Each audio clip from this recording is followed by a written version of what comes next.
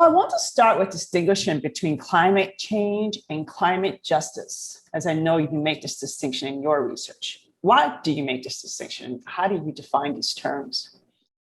Great question. When we think of climate change or the way climate change has historically been framed, it really looks at the science and it looks at how changing climate and the conditions related to that might impact us as a global species, impact trees, forests, wildlife, etc.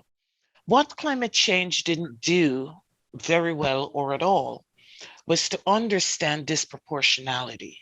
So even though changing climate is affecting people, it affects people differently.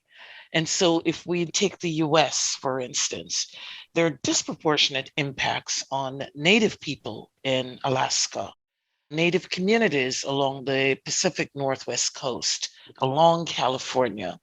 If you go into the Florida Gulf Coast or up along the South Atlantic, you'll see disproportionate impacts from changing climates, the effects of rising seawater, bigger storms, more frequent storms.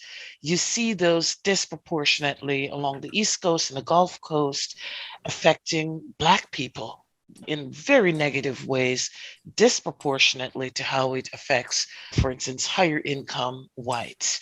And so the discourse around climate change, though it pointed out the challenges that we're going to face and the imminency of the problem and the dangers that are going to arise, it completely missed out on the intersectional analysis of how poverty, race, and class is going to make some people more vulnerable.